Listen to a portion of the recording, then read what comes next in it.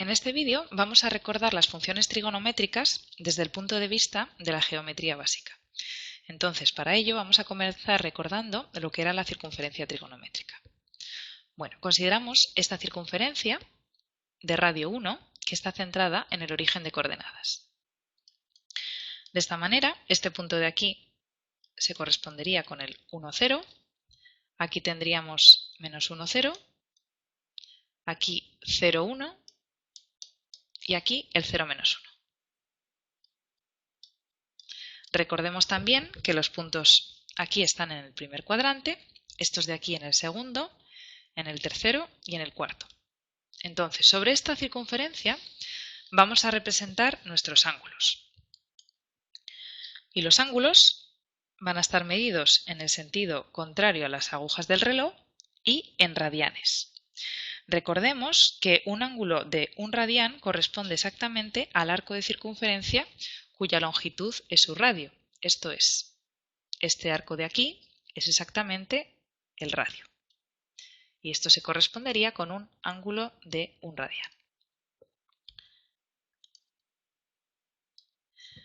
¿Y por qué vamos a usar los radianes? Bueno, pues porque el cálculo relacionado con funciones trigonométricas es bastante más fácil con radianes. ¿En qué sentido es más fácil? Bueno, por ejemplo, cuando nosotros escribimos la derivada de la función seno, que el seno de x, su derivada es el coseno, esta fórmula está escrita en radianes, es decir, este ángulo x lo estamos midiendo en radianes. Si el ángulo lo estuviéramos midiendo en grados, entonces esta fórmula no sería así. Esta fórmula sería seno de x, x medido en grados, la derivada sería pi dividido 180 por el coseno de x. Y nos aparece aquí un factor. Entonces, esto hay que tenerlo en cuenta, que cuando escribimos este tipo de fórmulas, el ángulo lo estamos midiendo en radianes. Bien, volvamos ahora a nuestros ángulos. Aquí tenemos el ángulo alfa, que corresponde con este punto de la circunferencia. Y este punto tiene dos coordenadas. La primera coordenada es este segmento verde de aquí, y la segunda coordenada, la coordenada y este segmento de aquí. Recordemos que como esto es un ángulo recto, la hipotenusa es el radio de la circunferencia y mide 1,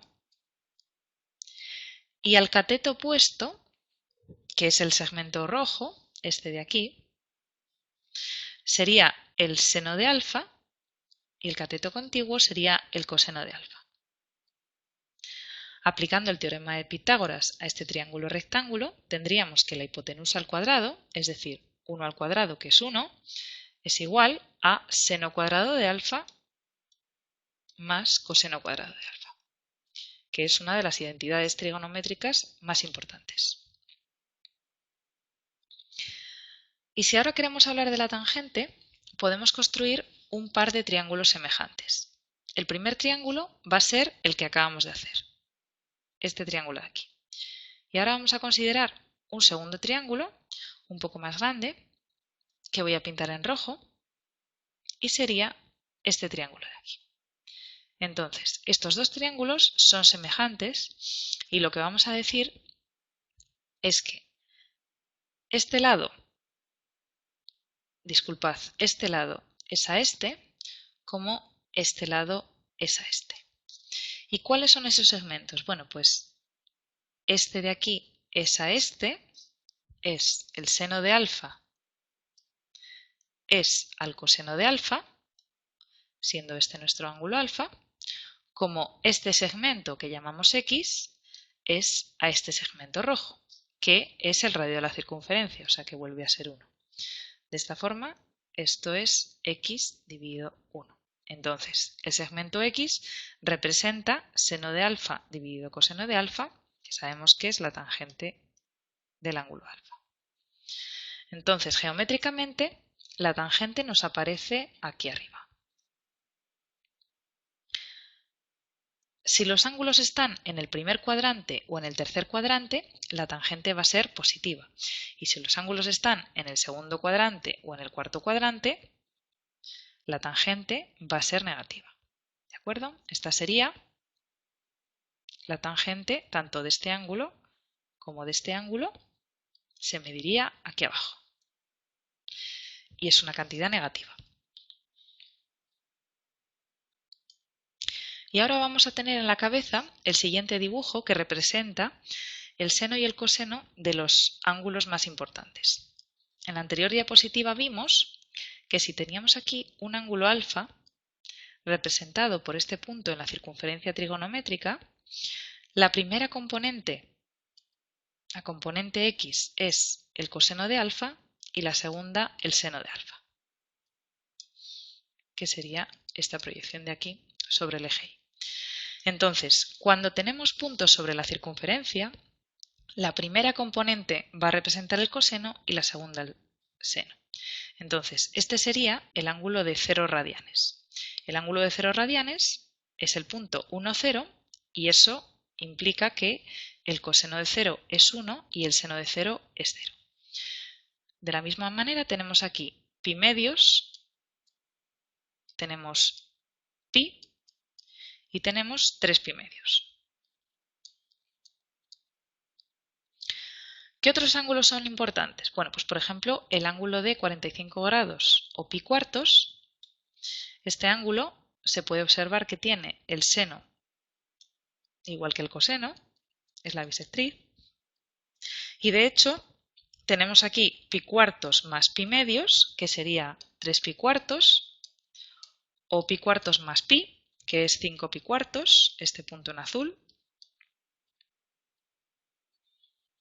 Y pi cuartos más 3 pi medios tendríamos aquí 7 pi cuartos.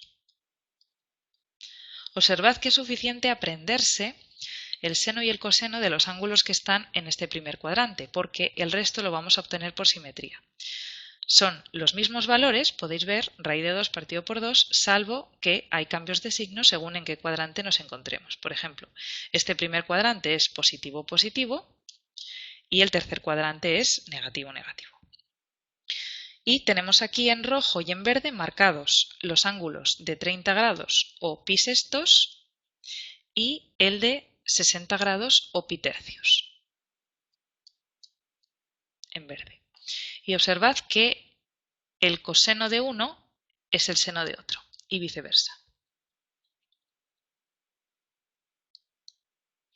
Entonces, ahora vamos a dibujar las gráficas de las funciones seno y coseno. Esta es la gráfica de y igual al seno de x, que es una gráfica que pasa por 0, y es una función periódica con periodo 2pi. Entonces, cada 2pi esta función se repite. Y en esta de abajo, la función en verde, tenemos y igual al coseno de x. Esta función en 0 vale 1 y también tiene un periodo de 2pi. De tal forma que cada 2pi este dibujo se repite. Y por último vamos a ver la gráfica de la función tangente, el seno dividido entre coseno, que lógicamente nos van a salir una serie de singularidades porque al dividir por un coseno que es 0 vamos a tener problemas, y también lo podemos ver con el dibujo del círculo trigonométrico, de la circunferencia trigonométrica, donde vimos que los ángulos alfa, su tangente se podía medir prolongando este lado de aquí y mirando cuánto valía esto. Entonces observad que según nos vamos acercando a pi medios, este valor se va yendo hasta infinito, hasta el ángulo de pi medios, en el que esta recta es paralela a esta. Lo mismo pasa con el ángulo de 3 pi medios o menos pi medios, que la tangente se va a menos infinito. Y esto se ve bien en este dibujo, donde en pi medios la tangente se va a infinito y en menos pi medios la tangente se va a menos infinito. ¿De acuerdo? Y el dibujo se vuelve a repetir aquí de pi en pi. Bueno, y con esto terminamos la presentación sobre las funciones trigonométricas desde el punto de vista de la geometría básica.